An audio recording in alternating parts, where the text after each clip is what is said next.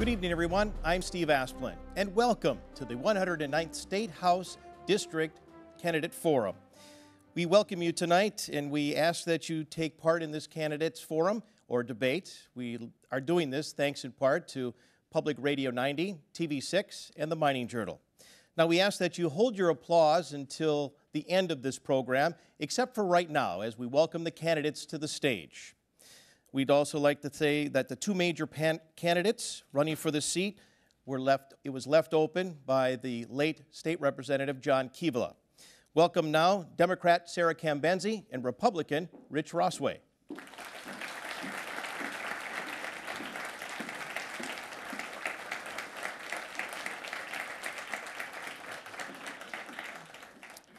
There is another candidate in this November 7th ballot election, the Green Party candidate, Wade Roberts.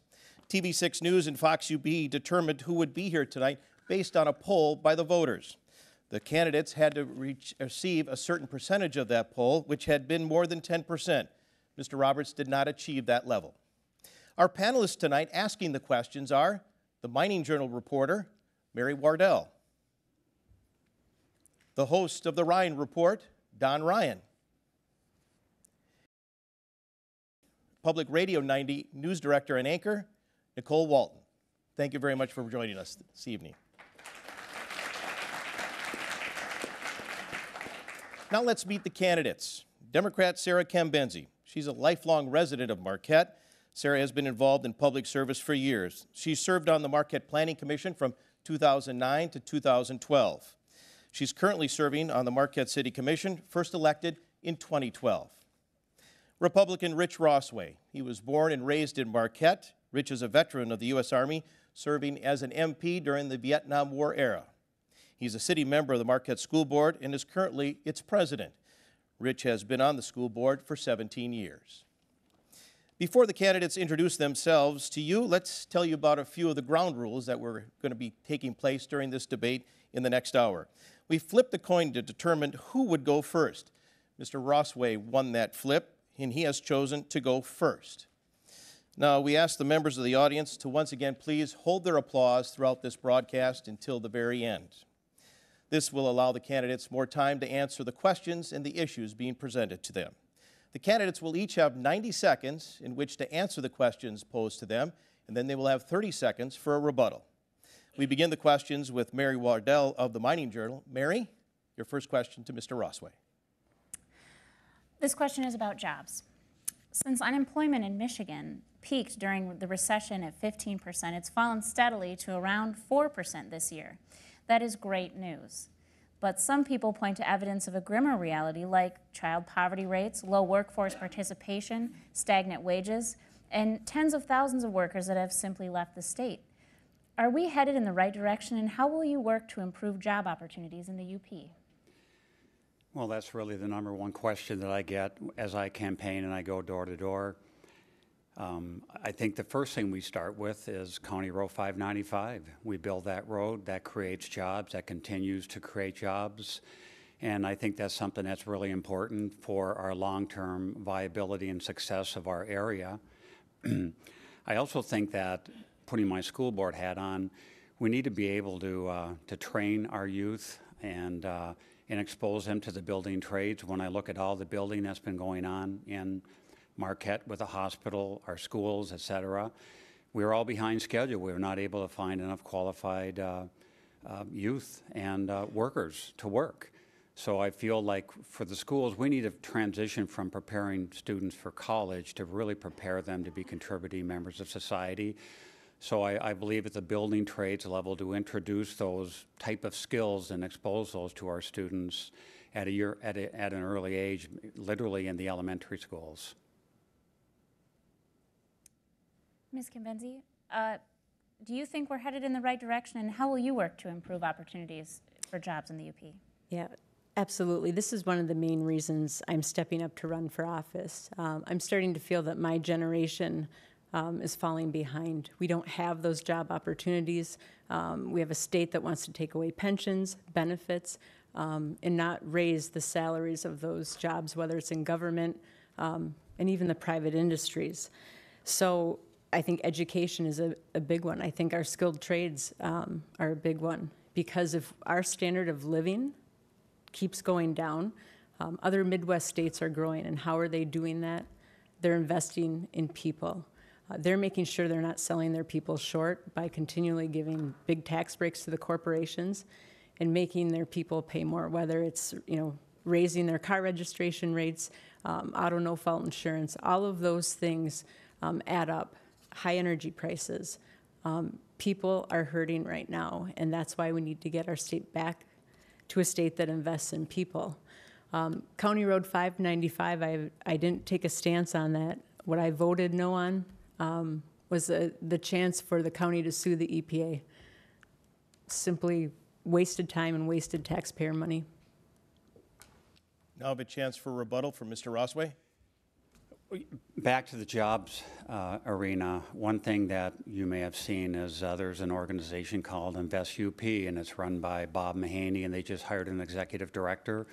20 of the largest employers, I believe Northern Michigan University is one of them, as well as Mr. Mahaney's group, Champion, et cetera, and they put $25,000 each into a pod, and they're going to look at ways to create jobs. And I like the private sector looking at those things instead of relying on our legislature to do some of that work.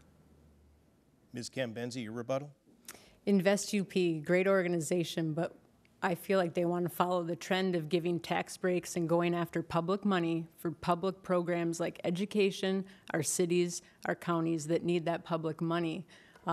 They also forgot two of our biggest industries in the 109th district, and that is our iron ore mining industry as well as our timber industry. So I'm a little leery. I think that this organization certainly has a lot of good things going for it, but I think they've left out a big part, and I surely hope they don't go after more public money. Our next question comes from Don Ryan to Ms. Cambenzi. Let's stay on that employment jobs area. In fact, let's stay with the subject you just broached. Traditionally, this area has relied on natural resources for major areas of employment. Today, not all of the population agrees with new mining development, for example. Mm-hmm. So I guess I'd like to get your thoughts and your opinions on whether we should continue to use the UP's natural resources for job development, and particularly new mining developments. Mm-hmm. Well, yeah, I walk my dog on Lake Superior just about every day I can get out there. So I definitely am a big proponent of keeping our environment clean and looking for ways to do that.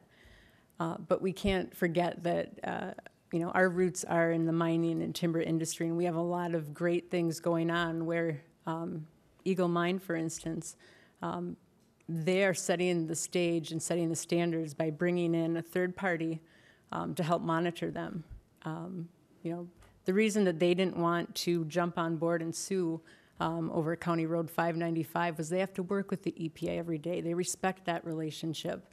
And so I'm more on that side of we got to work together with the EPA. Just because 595 didn't work, we had an opportunity to build a ring road and work with our neighbors, which never happened because of this lawsuit. We're 3 years out. Our trucks are still going through the city, and it's not acceptable to a lot of people. So absolutely, I think our roots are important. I think we need to celebrate the success stories and hold them accountable to be environmentally safe. So the question is basically developing our resources, particularly new developments in Upper Michigan. What's your opinion? Well, we're in a mineral-rich area with mining and timber. And when you talk about 595, Ms. Cambenzi not working, well, it didn't work because the bureaucrats got in the way. This was a bipartisan road that was being developed and built that was supported by Senator Casperson, by Senator Stabenow, and by Representative Kivala. And the bureaucracy got in the way. And when you look at what has happened since that time, our roads are being destroyed. They're burning almost $500,000 of diesel fuel to do the end run around through the city, through Northern Michigan University. And I know that there was a lot of negotiations regarding wetlands protection for every one wetland that would be impacted, they would build 26 more. And when I look at it, and I look at the UP, we have so much wilderness and we have so much opportunities to build and to grow. I would hope that we could build a road that's going to impact our economy and put people back to work. Ms. Cambenzi, your rebuttal for 30 seconds. Yeah, I would just say that Lundin, instead of putting $100 million into County Road 595, gave our county almost $65 million to redo 550. Those are jobs. They also gave the city of Marquette an $8 million promise to work on Wright Street. Those are jobs. If we would have been able to continue working together with our neighbors to come up with a ring road, more jobs. So again, they've already given us a lot of jobs. They've protected the environment, and you have to work with the EPA. You don't work against them. It's not getting us anywhere. Mr. Rossway? Bottom line is there was bipartisan support for that road. And you did have an opportunity to weigh in, and granted it was a Senate bill resolution that was passed on both the House and the Senate to be able to support the lawsuit by the County Road Commission to file a lawsuit against the EPA. And fortunately, it did pass, so that is in courts right now too. But you know, we're probably 2 years out before anything is going to be resolved from that. And the sad point is the bureaucracy is probably killed that road, or certainly made it a lot more difficult for it to be built. Our next question comes from Nicole Walton, and it is to Mr. Rossway.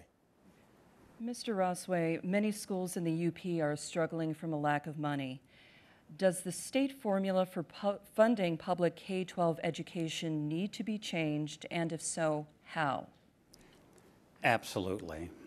And being on the school board for 17 years, and this was really when Proposal A first passed, and the purpose of that was to relieve the taxpayer the burden.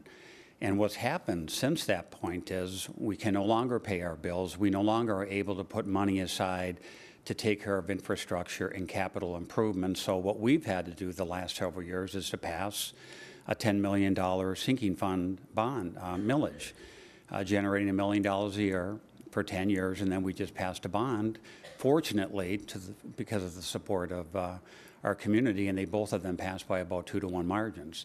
But the per pupil funding mechanism negatively impacts schools in the UP. Rural schools are suffering from declining enrollment, not that they're losing them to other schools. It simply is that you're losing that enrollment. Since I've been on the Marquette School Board, we've lost about 1,100 students. And if you think about $7,500 taken away per student, if we were talking about millions and millions of dollars. So per pupil funding for schools in rural areas do not work. So I believe it has to literally go back to the ground floor and completely rebuild it so that we find ways to keep our schools strong. And what will happen, I am certain, you look at many schools, Negaunee, Gwinn is going through a really difficult time. They've literally run out of money, and schools are going to start closing, or even worse, the state's going to come up and start taking over those schools. Ms. Cambenzi, do you think that the methodology for funding education should be changed, and if so, how? I think the problem lies within revenue sharing. And what we've seen with our state is more and more since 2002, we're about $8 billion less to our local communities, our counties, and our schools. And in fact, in 2012, we saw the Republican Party cut $1 billion from education and then kind of lure everyone back and say, but you can make up some of this, you know, if you do this, this, and this. That's devastating. That was a $500 cut per pupil to our students. This is all in the power of the legislature. This is all in the power of the governor, how important our schools are. This is a choice. This last year, we were about $400 million to the positive in our school aid fund, but what did we do? We came back and we took it out on the people. We took it out on the teachers that we can't find enough of to want to do this job and be in our schools. We can't find subs. We can't find people anymore because we're not valuing them, because it really is a choice made in our legislature with our governor how much we're going to fund our schools, and they've been holding the power, and it's hurt us. So I think we have to get back to prioritizing Right now, the most fearful thing I have is Betsy DeVos has given money to every single Republican legislator, and they all uniformly voted against the pensions. We got to get away from the privatization of the charter schools and get back to investing our public tax dollars in our public schools. Mr. Rossway, your 30 seconds for rebuttal. Well, I'm not going to be getting any money from Betsy DeVos because I took the stand as the school board president back in January, and we opposed her nomination to Secretary of Education. And I didn't do that as a political stance. I did it because it was the right thing to do, because I was standing up for the taxpayers of our community. And I think that's the first and foremost thing that we had to do, so I'm very proud of that. I will say, though, that we need to prioritize education, and we get a lot of lip service from Lansing that, oh yeah, education's important. Well, then put the money where we need it. And I think with the bureaucracy in the state, we can pull some money out of some, out of some upper echelon departments. Ms. Gambenzi, your rebuttal. Yep. There's no way we can pull more money out when we keep giving $2 billion in corporate tax breaks a year. We just can't do it. Where's the money going to come from? There's a reason I chose to run as a Democrat. There's a reason why I have these morals and these beliefs. It's because public education, our public services, mean a lot to the people of this state who pay taxes, and we need to honor that. Our state constitution says that we should not be funding charter schools with public money, yet we do it all the time. It's wrong. We need to get away from that. Our next question comes from Mary Wardell to Ms. Gambenzi. I'm going to change gears a little and ask about health care. It's something we all need at various times, and it's facing an uncertain future. What's your best case scenario for the future of health care, and what can be done at the state level to stabilize costs and access for Michiganders? Yeah. I've been a type 1 diabetic for over 30 years now, and I have always been very fortunate that I've had parents who have had great health insurance. And currently working for the public schools, I have very good health insurance. I am a prime example of someone who has benefited immensely from preventative care. 30-some years, I don't have any big issues with taking care of myself. That's because I have had access to quality health care. The majority of people don't have that. One, we need to make sure that we remain a Medicaid state. That's on the chopping block. What we're seeing at the national level is atrocious. We're looking at charging people in my parents' generation more for their age on their health care premiums. We're looking at going backwards and charging people with pre-existing conditions more.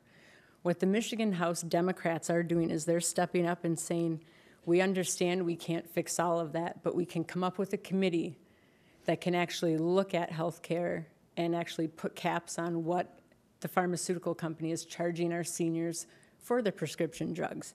We can come up with a committee and a commission that can actually hold them responsible. So there are strides we can make, and we should remain working towards those. And Mr. Rossway, what is your best case scenario for the future of healthcare? You know, it's really frightening as I'm approaching retirement age. I'm 63, and I'm starting to ask my mom about Medicaid and Medicare and supplements and everything, which I never thought that I would do.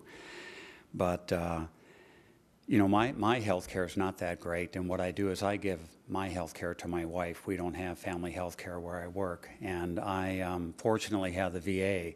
And as a veteran, I'm able to access that, but I don't have access to emergency room treatment, et cetera.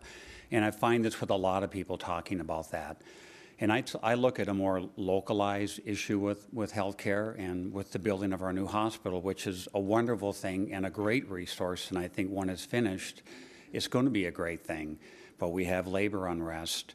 You know, we have nurses working extended hours, which really creates an unsafe environment for our community. And I'm really concerned about that. And I met with Senator Casperson on it. I've actually called the CEO here in Marquette to talk with them, express my concern, and to find ways to collective bargaining settle. But that's the new platform in healthcare now. No more, we don't have community hospitals anymore. They're all going away. They're being taken over by for-profit hospitals, and we're experiencing firsthand what that looks like. Ms. Gambenzi, 30 seconds for your rebuttal. Yeah, we absolutely do have labor unrest here. And I proudly stood with our nurses. I'm proudly endorsed by them, and I proudly wear their pin to remind people that this is a state that needs to start putting those people first. Since 2015, we've had a bill on the floor for patient-staff ratios for our hospitals. The Democrats put that on the floor.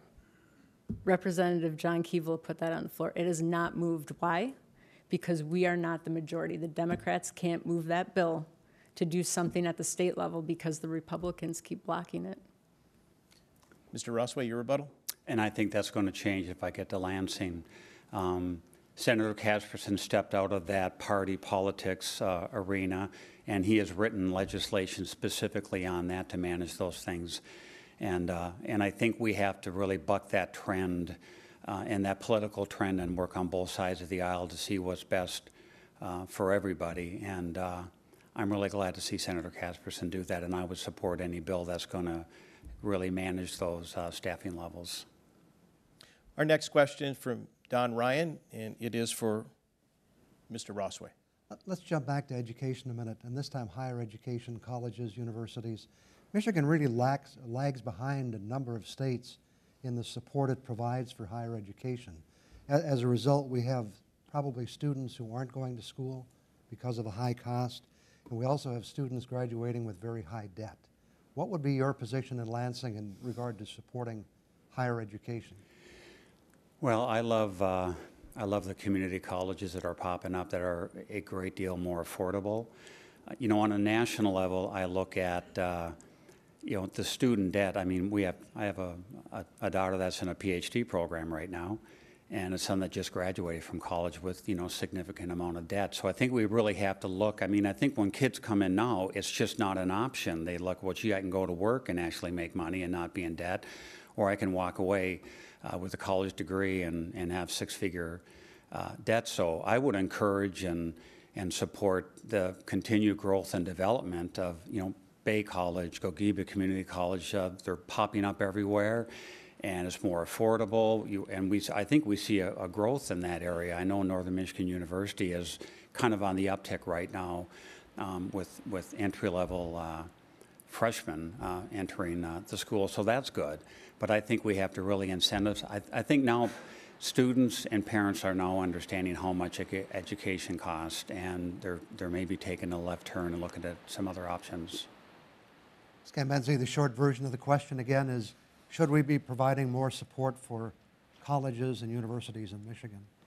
Absolutely. You know, colleges and universities are part of communities, not just a vehicle for our students. But I'm part of the last generation that got out, was able to work part-time or full-time, pay most of my tuition, and pay it off relatively quickly. That's gone away. I started taking college courses towards the PhD at Michigan Tech, where 3 credits cost me $2,700. I can't afford it. I can't afford it as a working person trying to better myself. You know, we're seeing Northern go into public-private partnerships on dorm room buildings, where at the end of those 30-some years or 50 years, the public inherits that building back.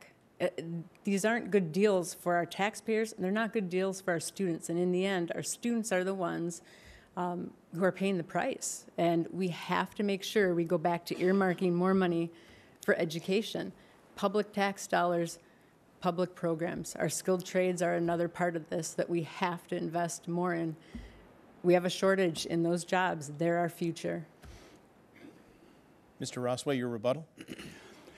You know, at Marquette Schools, we have a middle college, and it's actually developed through Maurice of the Marquette-Alger Regional Educational Service Authority. And we're getting many students, and that is continuing to grow back into the building trades by doing that. So that gives them that first step into the university setting through middle college. And we've seen some success with that, and I think that can continue to grow as well. Ms. Cambenzi, your rebuttal?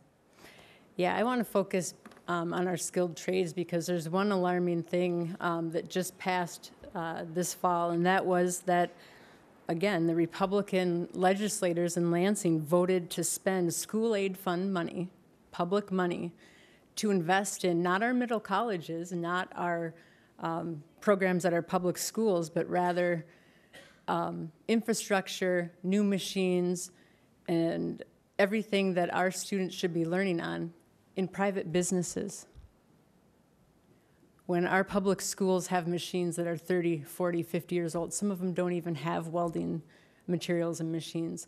I mean, this is where we're going wrong. It's a free-for-all right now with our public tax dollars, and we have people in leadership that are willing to give them away. Our next question from Nicole Walton for Ms. Cambenzi. Let's talk about the dark store issue. The Michigan Supreme Court last week let stand a lower court ruling that said big box stores should be taxed based on their best possible use, opposed to being a dark store. Now, how do you think property taxes should be assessed against big box stores, and should it continue to be the Michigan Tax Tribunal that does it? You know, I think the Michigan Tax Tribunal with Mr. Abood, that was a Republican appointee who came up with this glorious tax loophole. We've seen every other state around us vote it down bipartisanly. Everyone is looking at us going, what are they doing? You allow a store to come in, they buy a piece of property for $4 million, they build a $12 million store, and they're getting taxed at $2 million. It makes zero sense. Why can't a homeowner do that? We've lost the common sense. It's become so obvious that we are making rules, laws, legislation for the special interest that we've got ourselves in a huge mess. This is certainly a first step, but what it needs now, it needs a legislative fix. And I think that starts in 2018 when we have a governor, hopefully a Democratic governor who will stand up and listen and work for the people. Everyone needs to pay their fair share. Every person in the audience is paying their fair share on taxes. Small businesses are paying their fair share. This is horrendous, and we have to keep fighting it. Mr. Rossway, how should property taxes be assessed against the big box stores, and should it continue to be the Michigan Tax Tribunal that decides it? Well, the big box stores have an incredibly unfair tax advantage over anyone else. So I really was thrilled to see the decision coming out of the Michigan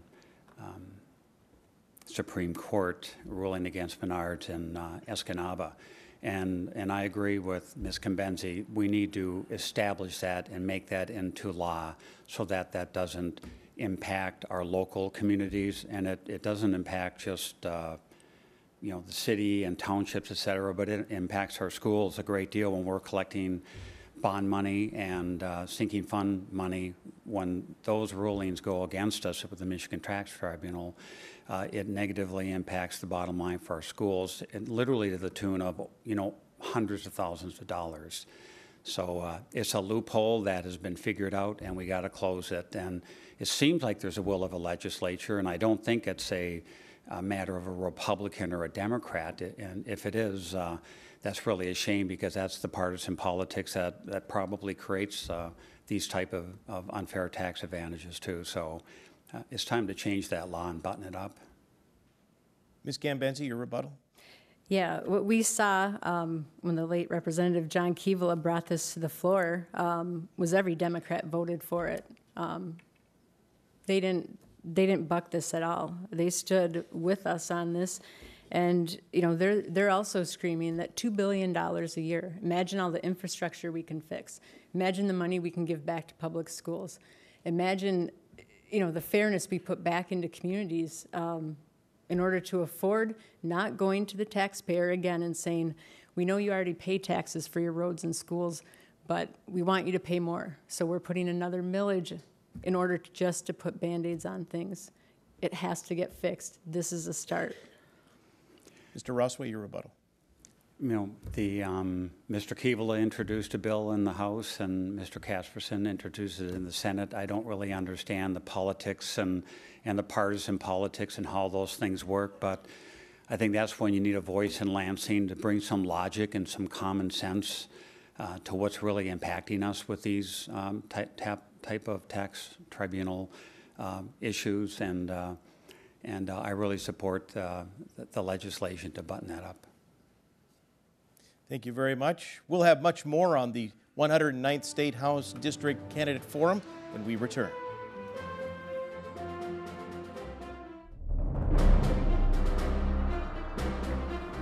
Welcome back, everyone. This is the 109th State House Candidate Forum with our candidates running for the 109th State House seat, Democrat Sarah Cambenzi and Republican Rich Rossway.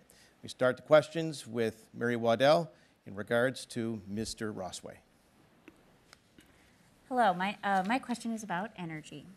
In the fast-changing energy landscape with concerns about the transmission grid, the viability of coal, investment in natural gas, and increasingly affordable renewables, how can the UP position itself for lower electric rates and firm reliability into the future? Well, first of all, the Michigan Public Service Commission typically supports every utility and every ruling. It's like, here comes the rain. And that's just awful. And so number one, we have to get them out of the way. That is so distracting to me right now. You know, we talk about alternate energy sources, and one thing that I know that we can work with, and I've talked with soon-to-be Senator Ed McBroom, is a microgrids, and to allow local individuals to generate their own energy and then actually have people be able to join in on that. And right now there's actually a limit in the state that only allows you to, I think, generate up to 1% of the total amount of energy that's generated. So that's pretty disappointing. And I know that the Federal Energy Commission just ruled against Wisconsin Electric. It was a $23 million fraud against the ratepayers in their service area, and that just came out. And so we need to really rein in the utilities, and I think the Public Service Commission typically defaults if they want a rate increase, they get one. It just continues to be that way. So we have to tighten that up a little bit more. Ms. Cambenzi, how do you see the UP positioning itself for lower electric rates and firm reliability in the future? Well, I think we have an example right here in Marquette with the Board of Light and Power and what they chose to do. You know, we have an energy system that hasn't changed basically since it's been set up. And what they have done is they have said we need to get out in front of this and make those upgrades and make those changes to natural gas so that we can allow the solar farms, the wind energy to come into play. And I think, you know, we need to tell Lansing that we don't want a power cord coming up from, you know, the energy providers downstate. We also don't want a power cord coming over from Canada. We can have our own microgrid here in the UP, just like the Board of Light and Power did, and, you know, work together more with those private partnerships, and they're out there. We have people that want to come here with wind and solar and partner with us publicly, partner with other private entities to actually build our reliability and to make sure that we have that firm connection. Your rebuttal, Mr. Rossway? Really nothing further other than, you know, the Public Service Commission reports to shareholders, and they side typically with the big utilities, and I think we just really need to look at that Public Service Commission, how it operates, and we need to have more protection from the consumer level. Ms. Cambenzi? Yeah, the Public Service Commission works for the public. They don't work for corporations, but they've got a very difficult task in the UP. There's only 300,000 people here, and we have 16 different entities or power companies that are providing power. And with our terrain, with how big our territory is in the UP, this is expensive. So we have to look for solutions working together, and we might have to see some of those power companies merge to make it work. Our next question comes from Don Ryan to Ms. Cambenzi. I'd like to get both of your reactions to kind of a philosophical question. The Michigan legislature has been looking at regulations and laws that would prohibit local government from getting involved in issues like short-term rentals, certain kinds of taxes on soft drinks and chewing gum and plastic bags. My question is not how you feel about any of those issues. but how you feel about who should make those decisions. Should they be local control or state control? Yeah, I actually feel like Michigan was a much stronger state when we had more local control by our governments. You know, what we're seeing right now is Lansing holding that money that all of us are sending down there every year from our taxes and saying, well, we should be giving you more for education, but, you know, we just don't have it. We're giving corporate tax breaks instead. We should be providing more money for your infrastructure, your local roads, your street sewers, water lines, but we just don't have it to give back to you. And what you're seeing, especially this fall, you can look on any ballot in the 109th district, every community is asking their citizens to pay more. We need you to step up and pay more for a road millage. We need you to step up and pay more for your public schools. And I think we've had enough of that, and I think that's why you're seeing people like me step out of their jobs in their communities that they love and saying, this just isn't right. We grew up wanting way more of a fair system when we spend our tax dollars and when we send our tax dollars to Lansing. So again, the question is to Mr. Rosway, with issues like short-term rentals and other things, who should be making those decisions, state or local government? Well, absolutely local government. And, you know, what concerns me too is with short-term rentals, are we going to start telling homeowners and taxpayers how they can manage their home? I think that really concerns me, and that's the first thing that jumps up. So local control, but I think people should be able to control their home and what they want to do with their home, given certain parameters. You know, Ms. Cambenzi talks about funding, and I feel that Michigan generates more than enough monies to pay for the things that are truly important in our communities. It's just that we're spending them on the wrong things. We need to spend them on our educational system. We need to spend more money in our mental health system where we can provide people who are habitual criminals with addictions to be able to find beds for them, to be able to take care of them. As I've knocked on doors and listened to people, those are the things that they really worry about. They worry about their jobs. They talk to me about County Road 595. I took that position on County Road 595 because it's just a clear one. It's our heritage. It makes sense. It actually is better for our environment in the long run. And we need to be able to spur that type of development and that type of growth. Ms. Cambenzi, your rebuttal.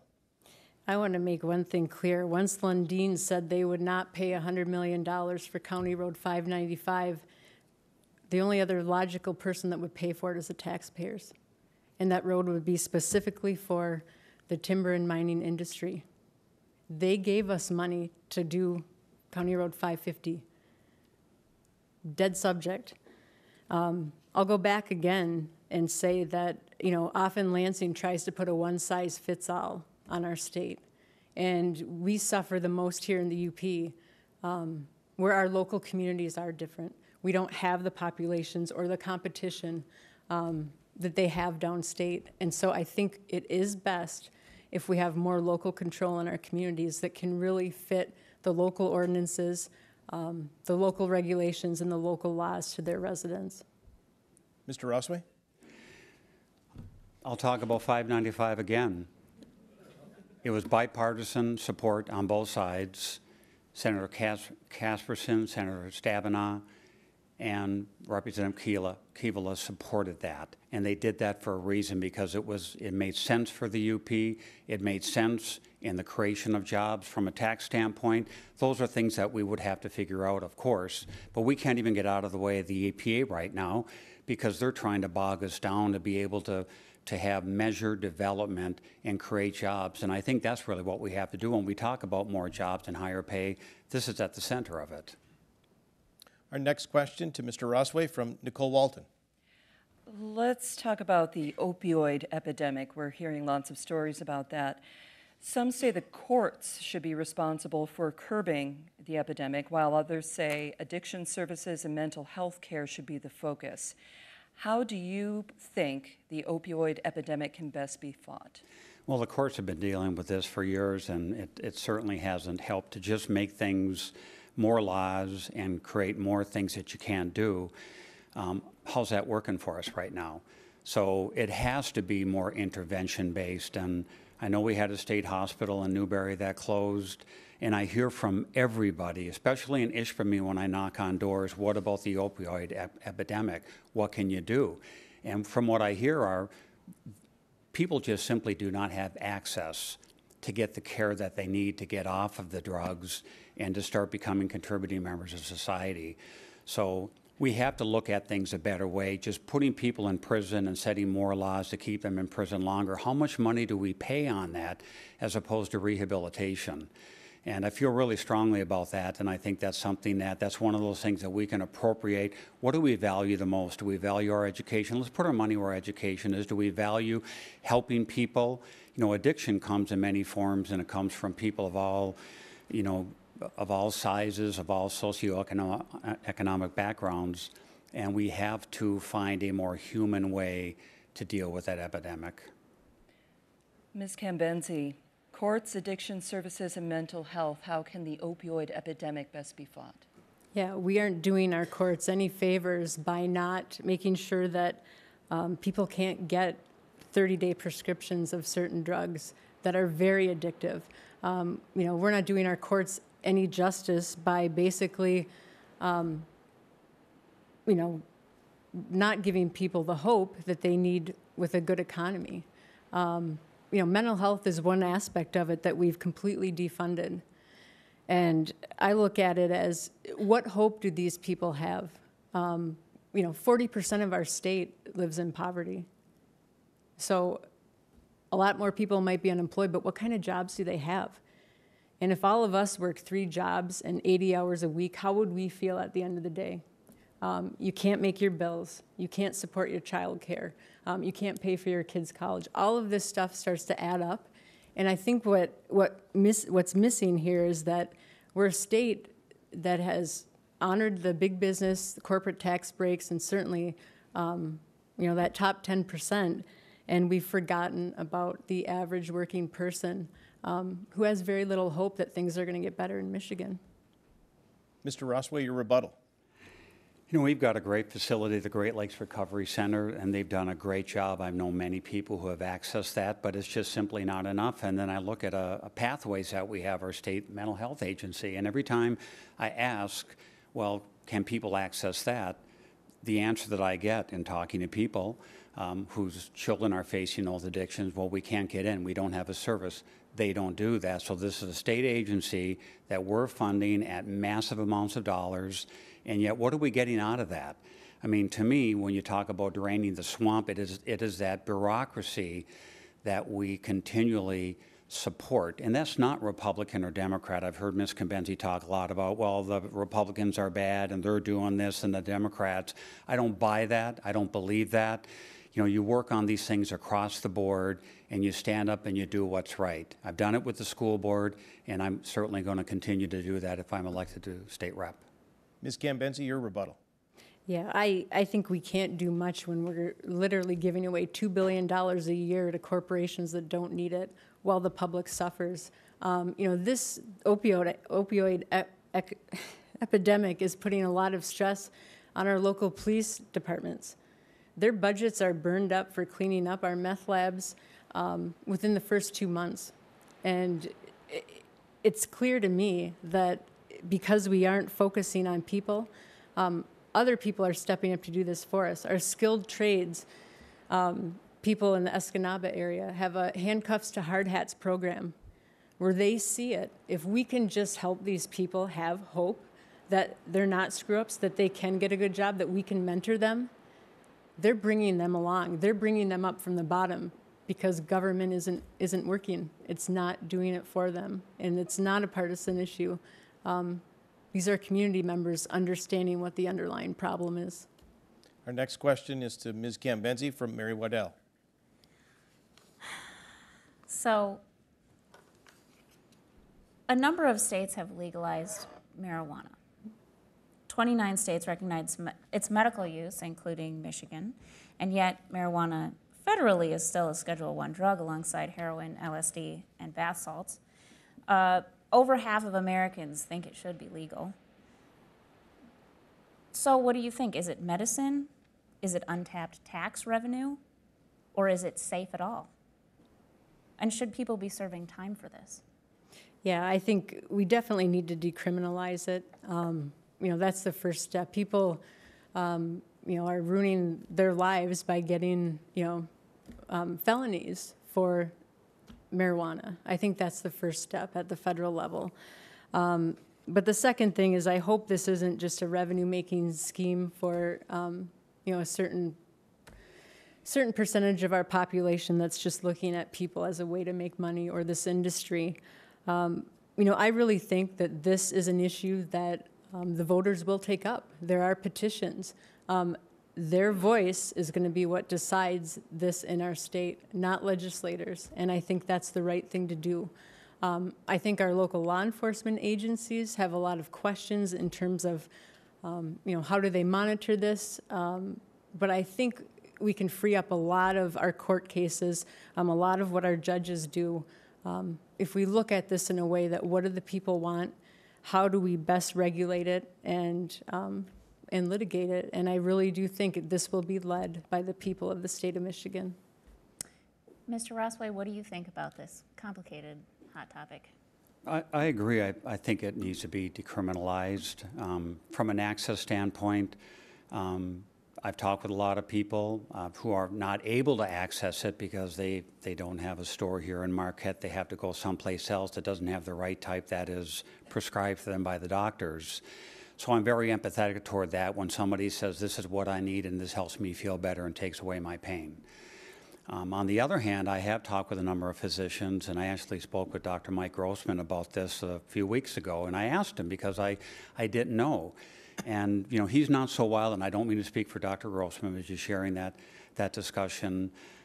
He feels that there's maybe better medicines that can address some of those pain threshold issues as opposed to marijuana that is not an exact science, and he's concerned that it's just an easy script writing without really addressing what the real issue is too. But I hear a lot of people talk about that, and I've never heard of anybody on marijuana that's running around doing crazy things. Usually they just sit down somewhere and they get a bag of Cheetos and drink Dr. Pepper and they're all good, Ms. Cambenzi, your rebuttal. Yeah, I just want to reemphasize the importance of making sure that our judges, our court systems, our probation officers, and our law enforcement get a chance to weigh in on this, because I don't think that there's necessarily opposition to it, but these are the professionals that have to deal with how do we regulate it, and I just want to make sure that they're at the table, their voices are heard, and that we're helping them do their jobs just as, we want their input on how do you do this the best way. So I just want to reemphasize that, there are a lot of professionals that we should be seeking answers from. Mr. Rossway? Our courts are overburdened with so many people in the system, and that costs money. And are we really spending our money well by treating people as criminals such as that? So, I think we really need to go back to square one on that and legalize it in some manner, and we have bigger fish to fry than that. Our next question comes from Don Ryan, and it's addressed to Mr. Rossway. There are a couple of movements going on in the state right now that could have a major change in state government. One has to do with redistricting, the way districts are drawn for congressmen, for state representatives and state senators. The second has to do with a part-time legislature. Now, both of those issues could go before the voters. Tonight, I'd like to have each of you tell me your position on those two issues, starting with you, Mr. Rossway. Well, redistricting, we look at the 109th, and you look out, and West Ishpeming is not part of our district or the township. I don't exactly know where the lines are. That's in Houghton. Big Bay's not.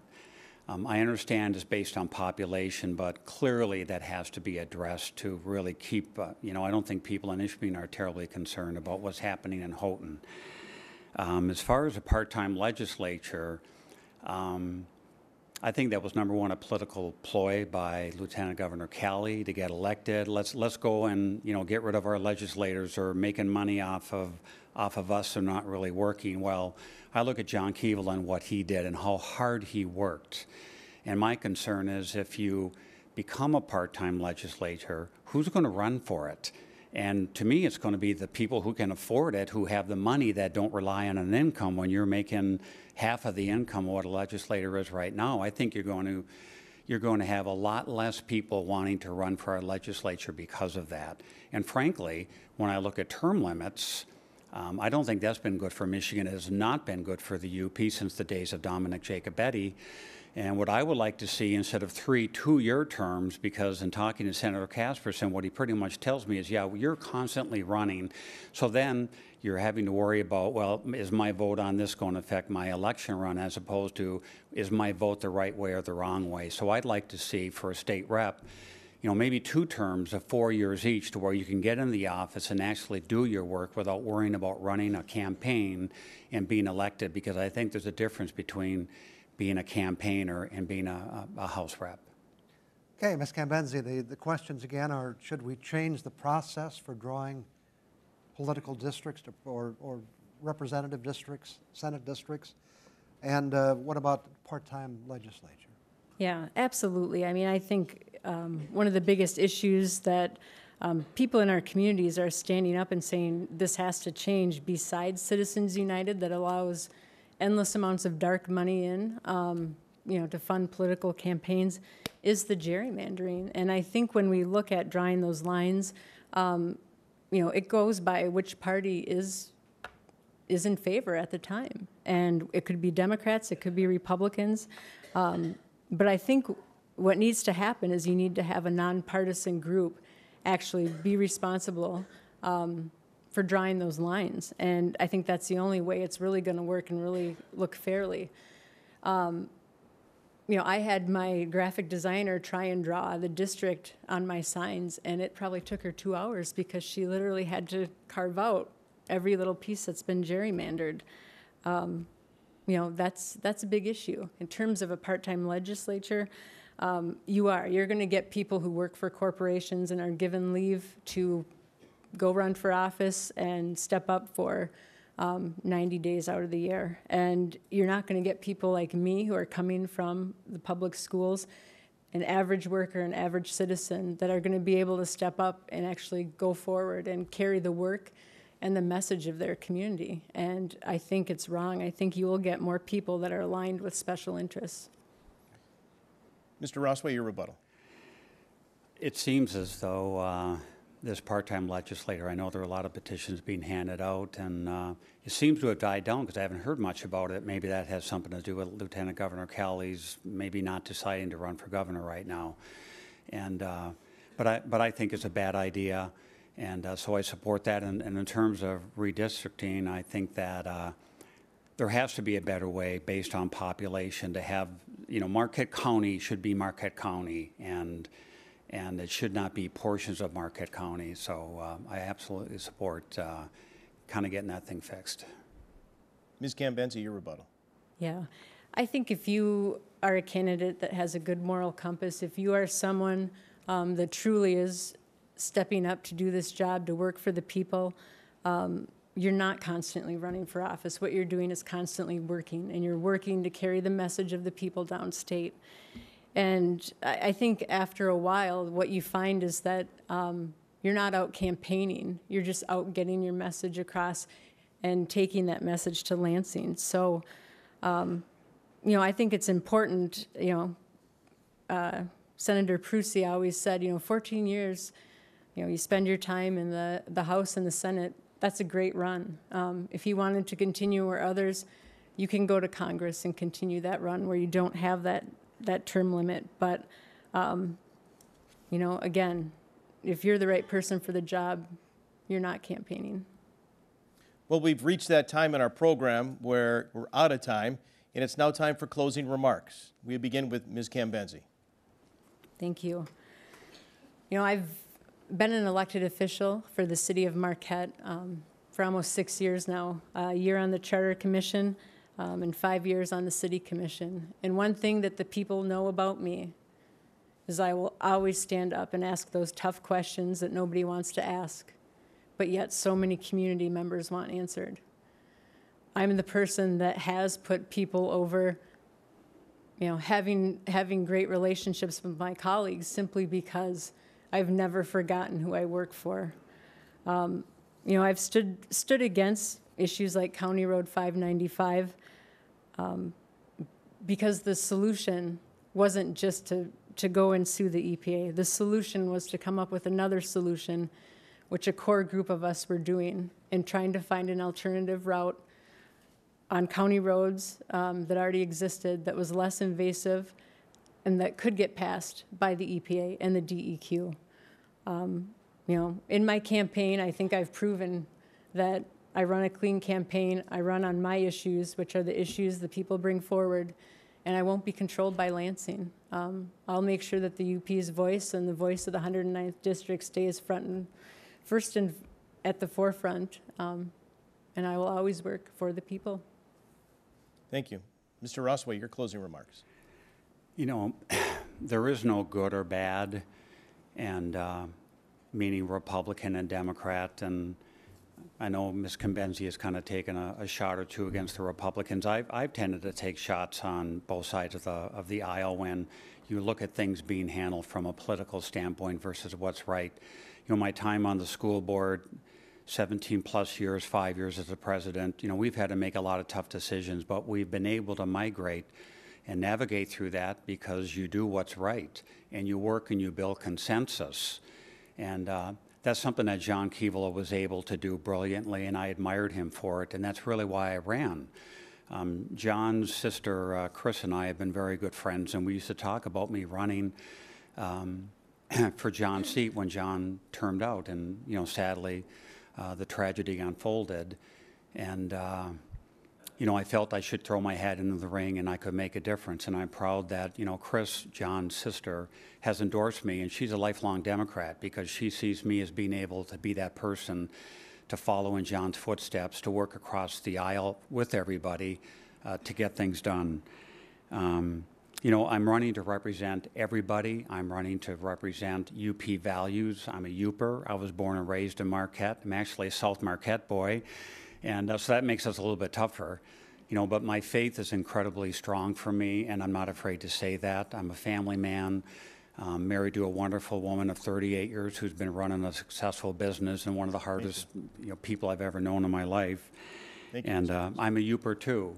And what I like to do is I like to represent the UP and the UP values. Thank you very much. That's all the time we have for this program. It's been rather informative for everyone, and we've asked and answered the questions that you had at home. I'd like to thank the candidates for being here, Democrat Sarah Cambenzi and Republican Rich Rossway. Also our panelists, Mary Wardell of the Mining Journal, Don Ryan, of the host of TV6's Don Ryan Report, and also Nicole Walton of Public Radio 90. That's all the time we have. Most of all, I'd like to thank you for tuning in and taking part in our 109th State House District candidate debate. Don't forget to vote on November 7th. For all of us here, good night.